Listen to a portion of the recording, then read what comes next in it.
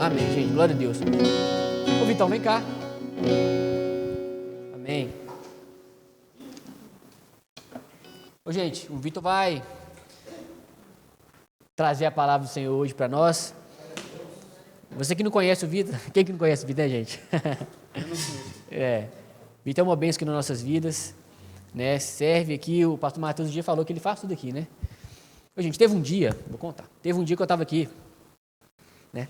Ele não fala, mas eu falo, né? A gente fala assim, às vezes eu não posso falar de mim mesmo, né? Que parece que sou orgulhoso e tal, mas as pessoas podem falar. Teve um dia que eu estava aqui, no meio da semana, e aí eu estava precisando da chave para tirar a cópia, né?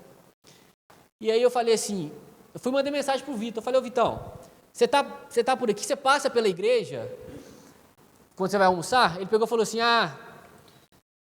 depende, é perto? Ele falou, mais ou menos. Pra que é? Eu falei, não, isso era uma terça-feira. Eu falei, não, é porque eu tô com uma chave aqui, eu precisava tirar a cópia dela. Ele falou, peraí. Esse menino saiu de lá do serviço dele, veio a pé, é perto, mas tem que dar uma voltinha. Veio a pé, chegou suando aqui. Chegou suando aqui. Chegou suando aqui. Então, assim, é só para ilustrar um pouco, assim, do quanto o Vitor tem sido uma bênção em nossas vidas aqui, em relação a servir mesmo, né? É um homem de Deus, ele vai trazer a palavra para nós, em nome de Jesus, hoje. Amém. Precisa do microfone? Você que sabe. Precisa? Amém. Boa noite a todos, boa noite a todas. O Pedrão me pegou meio de surpresa, me mandou mensagem ontem, era 8 horas da noite. Então, por favor, relevem qualquer heresia que eu pregar aqui. Mentira, relevem não. Me cobre no final. Quebrar o gelo, né? Para relaxar aí. É normal querer ir no banheiro agora? É normal? Quebrar o gelo, gente. Amém? Pessoal, abre suas Bíblias, por favor, em Lucas capítulo 9. Lucas capítulo 9, versículo 23 ao 27. Eu vou ler na versão NAA, ou Nova Almeida Atualizada. Eu até configurei aí para você, fica mais fácil. Nova Almeida Atualizada é uma versão que eu estou usando esse ano. Eu achei muito interessante a proposta dela. 23 ao 27. É uma bem baseada na Almeida Atualizada, mas com um vocabulário mais fácil de se entender. Lucas capítulo 9, versículo 23 ao 27. Diz assim, todo mundo abriu? Amém? Jesus dizia a todos, se alguém quer vir após mim, negue a si mesmo. Dia a dia, tome a sua cruz e siga-me. Pois quem quiser salvar a sua vida, a perderá. E quem perder a vida por minha causa, esse a salvará. De que adianta uma pessoa ganhar o mundo inteiro, se vier a perder-se ou causar dano a si mesma? Pois quem se envergonhar de mim e das minhas palavras, dele se envergonhará o Filho do Homem, quando vier na sua glória e na glória do Pai e dos santos anjos. Em verdade lhes digo que alguns do que aqui se encontram não passarão pela morte, até que vejam o reino de Deus. Irmãos, na Bíblia temos 4 livros que contam a história de Jesus. Esses 4 livros chamam-se Evangelhos. São eles Mateus, Marcos, Lucas e João. Mesmo aparentemente tendo histórias parecidas, histórias semelhantes, cada um foram escritos para um público específico e em época específica. O primeiro, Mateus, Marcos e Lucas, é o que nós chamamos de evangelhos sinóticos, ou seja, são basicamente a mesma história a partir de um ponto de vista específico. Por exemplo, Mateus foi escrito mais ou menos nos anos 60 e foi direcionado aos judeus. Os judeus, ele escreveu essa carta para os judeus, para provar que Jesus era o Messias. Não é à toa que se você ler o Evangelho de Mateus, toda hora está lá assim, Jesus fez isso para cumprir tal coisa que o profeta profetizou. Jesus fez isso para cumprir o que tal profeta falou. Então, Mateus escreve esse evangelho para os judeus, para provar que Jesus era o Messias prometido no Antigo Testamento. O segundo é o Evangelho de Marcos, que, na verdade, praticamente unânime na academia, que foi o primeiro a ser escrito. Ele foi escrito mais ou menos na década de 60 e ele é o mais enxuto. Mas ele quis provar que Jesus era servo. A Bíblia vai falar em Marcos, se não me engano, Marcos 10, fala que Jesus veio não para ser servido, mas para servir. E ele chama todos nós aqui, não para que sejamos servidos, mas que possamos servir uns aos outros. Que quem serve... deixa eu confirmar aqui. Marcos 10 fala assim...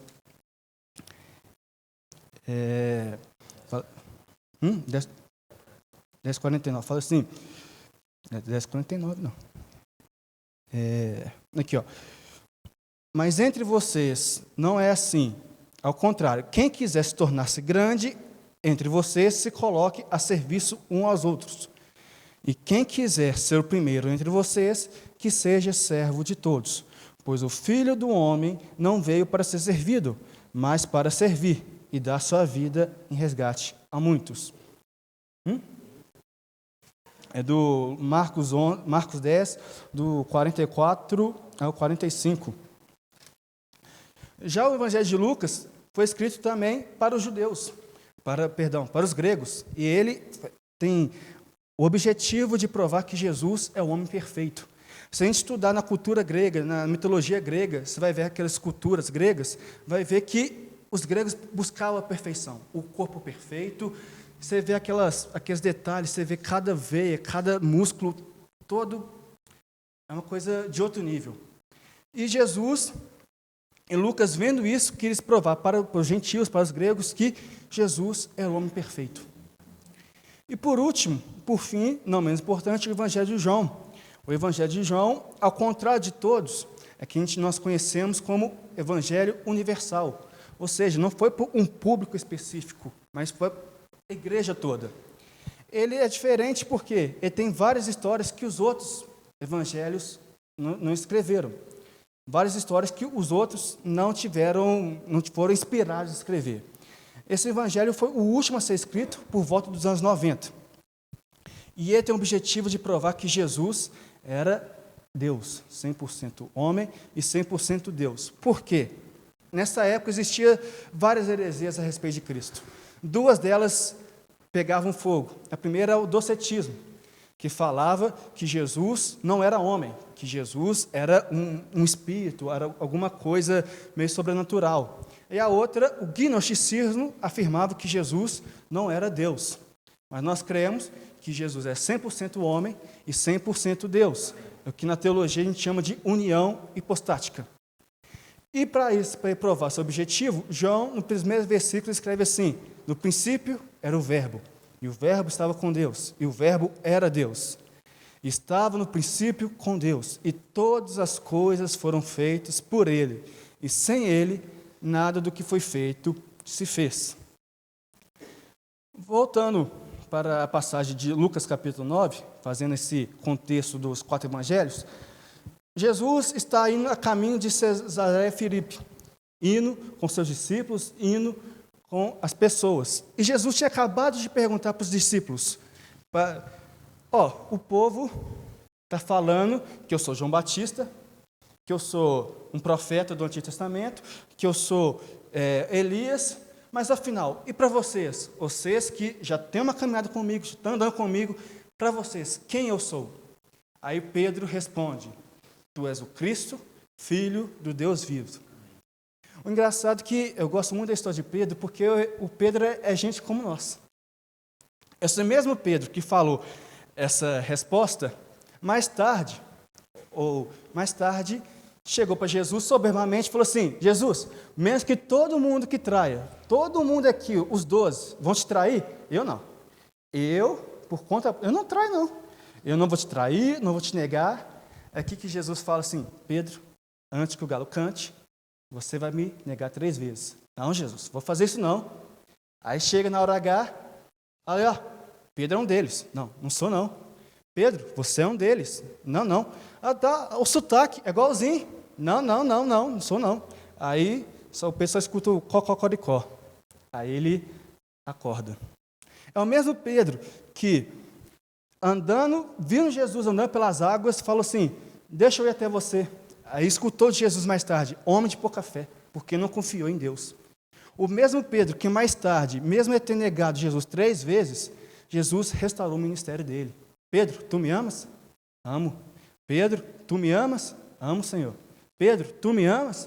Amo, Senhor. Apacenta as minhas ovelhas. Esse mesmo Pedro que foi reabilitado, foi colocado o ministério dele de volta. Chega em Atos 2, fala assim, ele prega, inspirado pelo Espírito Santo, prega e 3.000 pessoas se convertem naquele dia. E a história de Pedro é engraçada que a gente pode analisar que quando a gente quer fazer as coisas pelo nosso próprio braço, só vai sair uma coisa. Ou a gente vai trair Jesus, ou a gente vai negar Jesus, ou a gente não vai confiar em Jesus. Somente quando estamos cheios do Espírito Santo, é que a partir desse momento, Deus permite, age em nossas vidas para a glória dEle, para a honra dEle. Mas a partir do versículo 23, Jesus começa a ensinar para as pessoas. No versículo 23 fala assim, espera aí, vou voltar aqui. Jesus dizia a todos. O Digão começou o culto contou o testemunho dele, que estava ele e o Tom, só estavam os dois. O engraçado é que a Bíblia vai falar que em vários momentos da história, em vários momentos dos 4 evangelhos, uma grande multidão seguia Jesus. Uma grande multidão ia atrás de Jesus. Mas Jesus nunca se importou com grandes multidões. Jesus nunca se importou com quantas pessoas estavam seguindo ele. Jesus sabia que a maioria das pessoas lá estava vendo para querer ver milagres, estava querendo ver, Jesus multiplicou o pão uma vez, quem sabe multiplica de novo, estou com fome. Ou o famoso Maria vai com as outras, está tendo um tal Jesus aí, está ensinando uns trem legal, vamos lá, vamos escutar ele? Então bora. Mas Jesus, ao contrário da gente, que hoje em dia, convenhamos, hoje em dia nós vemos o nível de intimidade de uma igreja, de um pastor, de alguma congregação, a partir do número de seguidores. Se o pastor, se a igreja tem muitos seguidores, é de Deus. Mas se o pastor tiver 10, tem se tem nenhum seguidor, não, esse não é de Deus, não. Esse aí está por suas próprias forças. E Jesus nunca se preocupou com isso. Jesus não é à toa que escolheu 12, apenas 12. Andar somente com 12. E desses 12, escolheu apenas 3, para que fossem mais íntimos. Jesus nunca preocupou com multidão, sempre preocupou com relacionamento, com intimidade. Que a gente possa mesmo ter intimidade com Jesus. Não ficar, igreja tal está tendo um trem bacana. Igreja tal tem muitos seguidores. Não, aí procure uma igreja, procure algum lugar que tenha intimidade com o Senhor, tenha intimidade com Deus. Jesus dizia a todos, se alguém quiser vir após mim, negue a si mesmo, dia a dia, tome a sua cruz e siga-me. Jesus, nesse primeiro versículo, apresenta uma condição, 3 condições. A primeira, se alguém quiser vir após mim, ou seja, quem quiser me seguir, ser meu seguidor, é um chamado para todo mundo, é chamado para todos. Não tem um pulo específico. Não é homens brancos, héteros de tal idade, não é mulheres negras de tal idade. Não, é para todo mundo, é para todos. É para homem, é para mulher, é para grego, é para gentil, é para todo mundo. Ou tem muita gente que achava que é um grupo seleto, é um grupo que só, antigamente, durante a Idade Média, criavam os monastérios. As pessoas viviam naqueles monastérios achando que seriam mais espirituais por estar vivendo afastada da sociedade pecaminosa. As pessoas viviam afastadas. Mas não, o Evangelho é para todo mundo. E se alguém quisesse me seguir, é uma condição. E ele dá 2 condições. A primeira, negue a si mesmo. Negar a si mesmo não significa você uma pessoa pacata. Tudo que as pessoas falar para você, você tem que falar, ok, vou fazer. ok, vou fazer, ok. Não é um zero à esquerda, mas sim, negar a si mesmo é você morrer para os seus próprios desejos, é para você morrer do seu próprio eu. Às vezes a gente acha que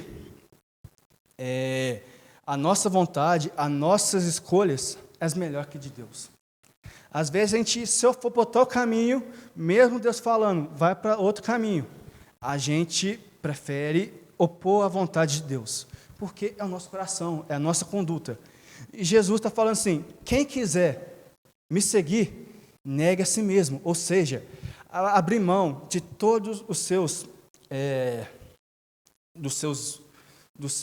das suas escolhas humanas e seguir o caminho de Deus, renunciar aos nossos desejos e cumprir o chamado que Deus nos deu. O primeiro é negue a si mesmo, e o segundo é carregar a minha cruz. Carregar a minha cruz, hoje em dia, quando a gente vê uma cruz, a gente está passando na rua, vê uma cruz, seja no colar, seja na igreja, seja em qualquer outro lugar, nos dá esperança. Você vê uma cruz, você dá uma sensação de esperança, de salvação, de algo benéfico. Mas na época de Jesus, na época que Jesus veio nessa terra, a cruz era um lugar de condenação, de humilhação, de um lugar que só os piores prisioneiros, só as piores pessoas passavam pela cruz. Jesus passou pela cruz porque foi considerado um prisioneiro, a mesma condição de uma pessoa que queria causar rebelião, queria se opor ao Império Romano. Então Jesus, naquela época de Jesus, a cruz era condenação, era morte.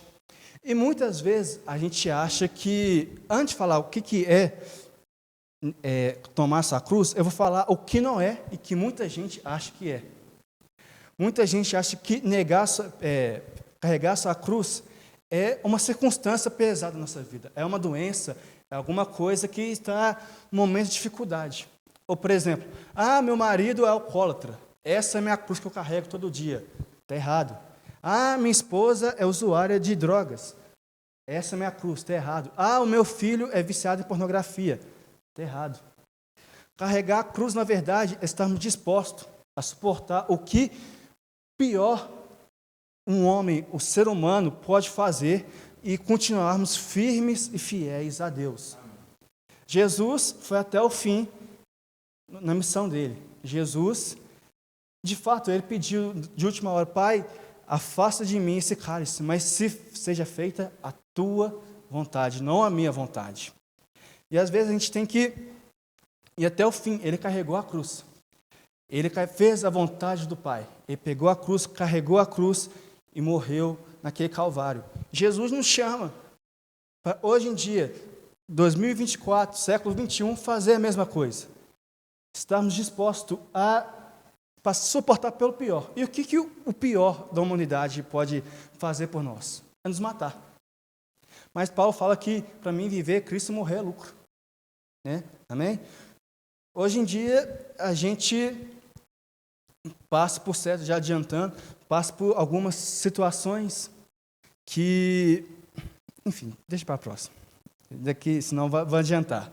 Então, pegar a sua cruz, siga-me, pois quem quiser salvar a sua vida, a perderá.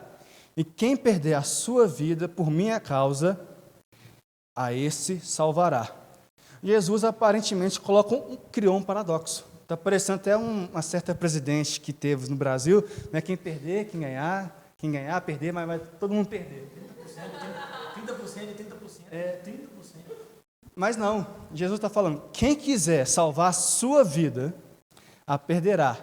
A quem quiser perder a vida por minha causa, a esse salvará. Jesus está falando aqui, se você quer viver por seus próprios deleites, pelos seus próprios prazeres, pode viver, mas você perderá a sua vida. Perder no sentido, a eternidade. Você vai futuramente pagar pelos seus pecados. Mas quem quiser perder a sua vida por minha causa, ou seja, abrir mão dos seus prazeres, abrir mão das suas vontades esse sim, no final, se salvará. Tem uma música que eu gosto muito dela, que quando eu escuto ela, será que de fato eu posso cantar essa música? Será que de fato eu posso cantar que eu posso de fato cantar essa música? Aquela: abro mão dos meus sonhos, abro mão da minha vida por ti, posso morrer por ti. Será que de fato a gente está preparado para morrer por Deus? Para morrer por ti? E eu abro mão dos meus sonhos, eu abro mão da minha carreira, abro mão de tudo para te seguir?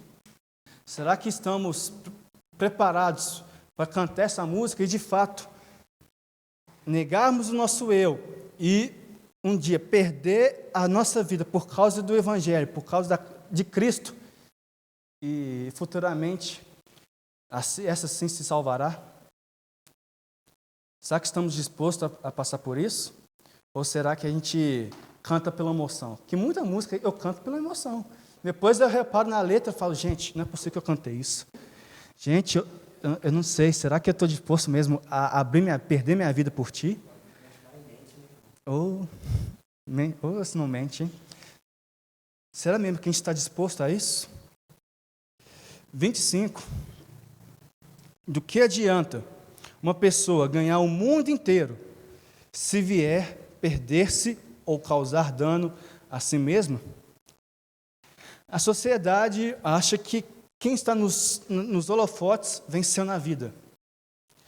Você só será realizado quando tiver carro, tiver o carro do ano, o celular do ano, o computador do ano, pode ter todos os aplausos do mundo, conquistar todos os bens materiais que o mundo oferece. Mas se perder a sua alma, do que adianta trocar os 80, os 90, os 100 anos dos seus prazeres momentâneos por uma glória eterna? Às vezes a gente não entra na nossa cabeça que vai ser eterna. Vai ser uma coisa eterna. Vai passar 1 ano, vai passar 2 anos, vai passar 3 anos, vai passar 50 anos, vai passar 2.000 anos, a gente vai estar lá adorando a Deus. Vai passar 1 milhão de anos, estamos lá adorando a Deus. Vai passar 10 bilhões de anos, estamos lá adorando a Deus. O que a gente vai trocar esses 80 anos que a gente vive nessa terra por essa glória eterna? Abrir mão dos nossos prazeres, abrir mão das nossas vontades. Às vezes a gente tem que colocar na balança. Às vezes, será que eu estou disposto a abrir meus prazeres, abrir mão do sexo fácil, do aplausos humanos? Jesus, no Pai Nosso, ensina que quando for os horários, não ore que nem os hipócritas, que oram à frente das praças para todo mundo ver. Eles já ganharam recompensa. Mas entre no seu quarto e ore para o seu Pai, que no secreto te ouvirás. Às vezes a gente quer aparecer no holofote. Eu prego bem, eu canto bem, eu faço bem para o homem. O aplauso, a aprovação do mundo, você vai ganhar. Você canta bem, Digão. Tom, você toca bem demais, Tom. Só errou uma nota ali que eu escutei. Brincando.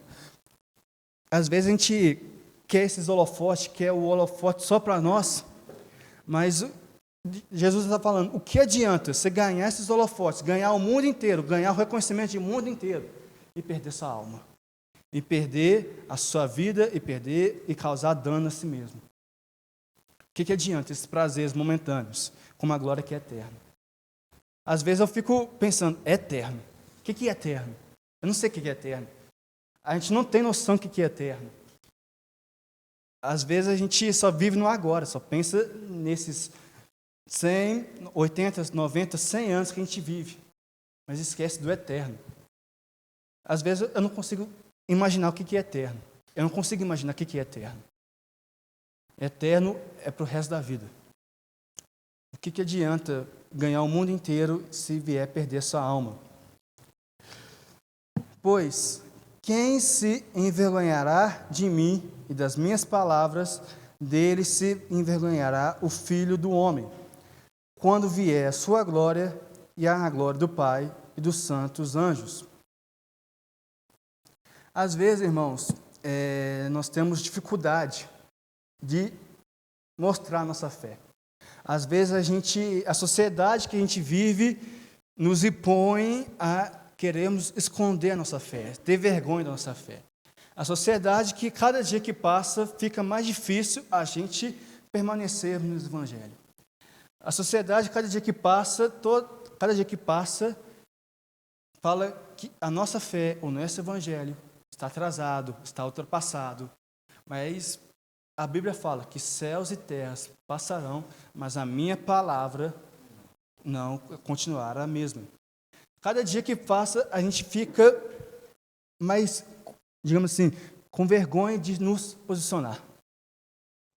Se o mundo prega, homem e mulher, mulher não tem que ser submissa ao marido. Mas a Bíblia fala, a mulher tem que ser submissa ao marido. Lembrando, é submissa, não é capacho. São duas coisas totalmente diferentes. Submissa significa auxiliar, não é ser empregado. Se o mundo prega, sexo fora do casamento é permitido. Se a gente fala, não, que você, quando junta com sua esposa, vocês dois são uma só carne. Não, você é atrasado. Se o mundo prega que homem com homem, mulher com mulher, homem com animal, homem com, sei lá, qualquer coisa, está certo, somos chamados de machistas, homofóbicos e tudo que os adjetivos, todos esses piores adjetivos que podemos imaginar. Mas Jesus fala assim, pois quem se envergonhará de mim e das minhas palavras, quando chegar o dia, quando vier a sua glória, o Filho do Homem se envergonhará dele diante do Pai. Às vezes, Jesus pede para nos posicionar, mesmo que seja difícil, mesmo que seja praticamente, vamos perder amizades, mesmo que a gente vai perder empregos, mesmo que a gente vai perder amizade na escola, no trabalho, a gente tem que se posicionar a nossa fé e confiar nele.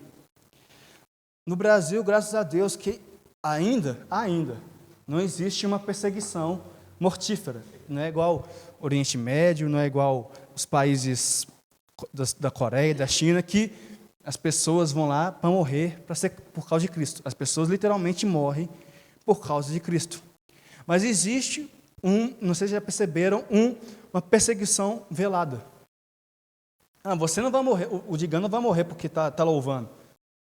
Mas vai chegar na família, ele é cantor de igreja. Vai chegar na escola e, olha o crente. O crente chegou. Para o assunto que o crente chegou. Já aconteceu isso com vocês? Para tudo, não, silêncio que o crente chegou na sala. A gente vai ser excluído de eventos, de rodinha dos amigos. Nós vamos fazer como chacota. E a gente acha que a perseguição é só lá fora, mas aqui dentro também. Eu vou contar o testemunho do João. Todo mundo conhece o João do louvor. Ele batizou aqui, ele chegou, o do violão, não sei se vocês conhecem. Ele chegou aqui, batizou conosco. Você acredita que a mãe dele, a mulher que deu a luz a ele, ficou um mês sem conversar com ele, só porque batizou? Vocês sabiam disso? Às vezes, a perseguição vai ser da própria família. A perseguição vai ser na escola, dentro de casa, no trabalho.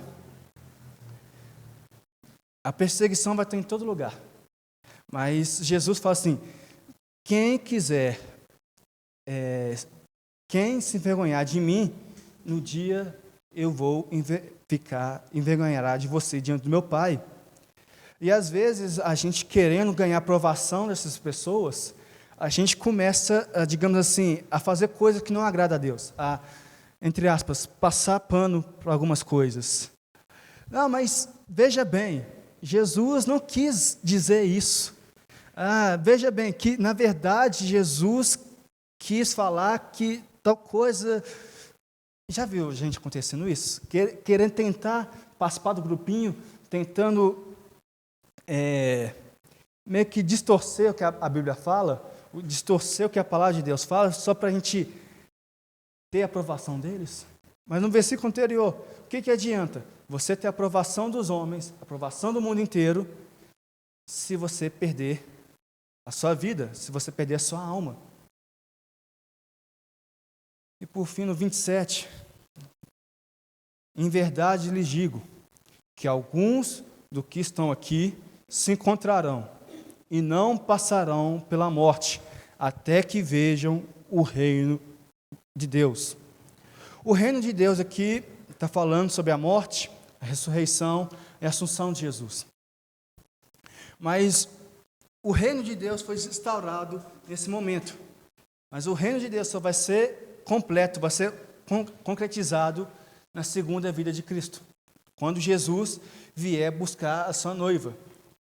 Irmãos, e nesse dia, quando chegar esse dia, quando Jesus vir buscar a noiva, a seu povo, esse dia chegar, Ele enxugará nossas lágrimas, não haverá mais morte, nem luto, nem pranto, nem dor, porque as primeiras coisas já se passaram. Chegará um dia, irmãos, que a gente vai cantar diante do Pai: Senhor, valeu a pena. Senhor, valeu a pena eu ser zombado por Ti. Senhor, valeu a pena eu sofrer perseguição por Ti. Senhor, valeu a pena por eu passar, por negar o meu eu. Senhor, valeu a pena eu passar por tudo isso que o mundo tentou para me desfazer de Ti, para me esquecer de Ti, mas eu continuei fiel, graças ao Teu Espírito, graças à Tua força. Mas enquanto esse dia não chega, vamos lembrar que Jesus falou: no mundo tereis aflições, mas tende bom ânimo, eu venci o mundo. Jesus não falou: eu vou vencer o mundo, ou estou vencendo o mundo, ou eu vou vencer o mundo. Jesus já venceu o mundo. Jesus, naquela cruz, venceu o império das trevas. O véu se rasgou e agora temos livre acesso ao Pai. E graças a isso podemos contemplar, louvar a Deus, porque Jesus está voltando. A cada dia que passa, há rumores de guerras, há guerras. Mateus 24 fala, e Jesus está voltando. E cada hora que esse tempo passa, vai diminuindo o tempo e mais, como posso falar, mais importante é a gente anunciar essa palavra. Mais importante é pregar essa palavra, porque daqui a pouco eles voltam. Pode ser daqui 10, 20, 30 anos, mas o que é 10, 20, 30 anos para um ser que sempre existiu, sempre existe e sempre existirá? Desde o princípio eu estava lá, hoje ele está aqui, e amanhã ele vai estar lá, e eternamente ele também vai estar lá. Ele vai estar lá conosco. Jesus, esse sem fato, foi um dos sermões mais difíceis de Jesus. Negar o nosso eu, negar o meu eu, é muito difícil. Comece por mim. Quantas coisas eu queria fazer que é ao contrário da palavra? Quantas coisas eu queria experimentar que era o contrário da palavra? Não só eu, mas todos nós. Se você quer uma religião, você quer andar em glória, como que é o nosso pastor lá, atleticano lá? Em glória, Em vitória, em vitória. Vitória, vitória, em glória. Cristianismo não é para nós. Cristianismo é abnegação, é renúncia, é sacrifício. Mas todos esses sacrifícios que a gente fazer agora, um dia vai valer a pena. Um dia vai chegar e vai falar: Senhor, valeu a pena. Muitos vão dizer que Jesus foi muito radical no que ele disse: negar o meu eu, carregar a minha cruz. Mas radical mesmo é o que Jesus fez naquela cruz por mim e por você. Ele morreu. É abrir mão, o Deus onipotente, onisciente, onipresente, abriu mão de sua glória. Veio como servo sofredor, para morrer por meu e o seu lugar, para que possamos hoje ter livre acesso a Ele. Será que a gente pode ficar em pé no nosso lugar? Será que podemos cantar de fato que eu vou abrir minha mão por Ti, eu vou abrir minha vida por Ti, eu vou abrir a mão dos meus prazeres por Ti. Será que eu tenho esse querer na minha vida, no meu íntimo? Ou eu canto só de boca para fora? Ou eu canto só porque a letra é legal, a música é legal, a melodia é legal? Mas Jesus nos chama para negarmos nosso eu, negarmos nossa carne. Mas porque um dia, e esse dia, Ele vai voltar. E um dia a gente cantará que vai valer a pena. Valerá a pena todo esse esforço, todo esse não que a gente faz para nós mesmos. Que a gente possa orar e de fato pedir a Deus que sejamos fiéis, não por nossa força, porque nossa força, por nós mesmos, a gente não estaria aqui no mundão, igual o Pedro falou. Sábado à noite, 8h30 da noite, você acha mesmo que a gente estaria na igreja? Se não fosse Deus, se não fosse o Espírito Santo de Deus nas nossas vidas, a gente estaria no bar, no motel, em casa jogando, em casa vendo pornografia, a gente estaria em qualquer outro lugar, mas aqui não. Aqui eu tenho certeza que é o último lugar que eu passaria. Mas um dia, graças ao Espírito, a gente ser fiel e Deus nos dando graça, a gente possa continuar a ser seguidores dele, abrindo a mão do nosso eu, abrindo mão dos nossos prazeres. Será que a gente pode orar, agradecer? Porque é difícil isso. Por nós mesmos, igual eu falei, a gente estaria a Deus hará, mas Ele nos chamou. Ele nos chamou por um propósito. Ele nos chamou porque Ele tem um plano na nossa vida. Pai, obrigado, Senhor. Obrigado, Senhor, porque até aqui o Senhor nos ajudou.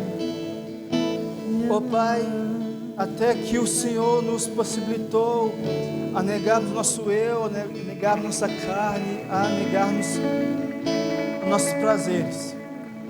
Oh, mas oh Pai, não seja uma coisa que vem de mim, uma coisa que veio de dentro do meu coração. No meu coração só vem tragédia, só vem pecado, só vem coisas más.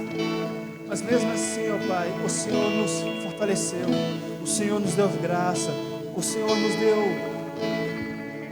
fidelidade para continuarmos a caminhada, Senhor. Ó Pai, nós colocamos a vida de cada um aqui, ó Pai. Ó Pai, nesse momento, nessa vida a gente chora. Perdemos parentes, perdemos familiares, perdemos amigos, perdemos acidentes, perdemos por causa de doença, ficamos doentes, Senhor. Mas mesmo assim o Senhor nos capacita a passarmos por todas as provações, passarmos por todas essas dificuldades, porque cremos que o Senhor venceu o mundo. Pai, não é nada, Senhor, que para o homem não consegue, para que Deus consiga. Para nós a morte é inevitável, mas o Senhor venceu a morte. No terceiro dia você ressuscitou. No terceiro dia você nos permitiu a ter livre acesso ao Pai. Foi um assunto e derramou teu Espírito sobre nós, ó Pai. Oh Pai, console nossos corações, console nossa mente, console cada enfermidade, ó Pai, cada pessoa que está enferma, cada luta, ó Pai. Nós colocamos a vida de Thaís, da família dela, ó Pai. Oh Pai, nesse momento tão difícil, que eles possam achar em Ti descanso, ó Pai. Que eles possam achar em Ti, ó Pai, conforto, passar por esse momento. Não só ela, mas todo mundo aqui que está passando por lutas, por câncer, por pneumonia, por tumores. Oh Pai, nós queremos que Tu és a cura, mas que seja feita a Tua vontade, ó Pai. Nos ensina a abrir mão dos nossos desejos, carregar nossa cruz. O Pai nos ensina a carregar nossa cruz dia após dia, Senhor. Nos dê força, nos dê ter capacidade, ó Pai, mas por causa que um dia, mesmo com todos esses sacrifícios, todas as tribulações, todas as provações, chegaremos um dia, ó Pai, diante de vós, diante de Ti, e falar: Senhor, tudo isso que eu passei valeu a pena. Tudo isso que eu passei valeu a pena para a glória do Teu nome. Tudo isso que o Senhor permitiu, o Senhor me guiou, foi para a Tua honra, para a Tua glória.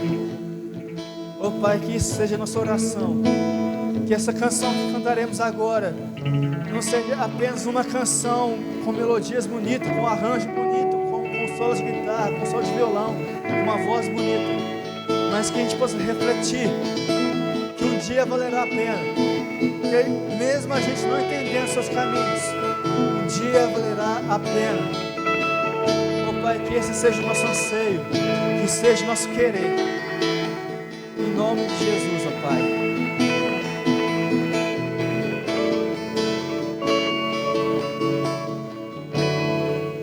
Não compreendo os teus caminhos, mas te darei a minha canção.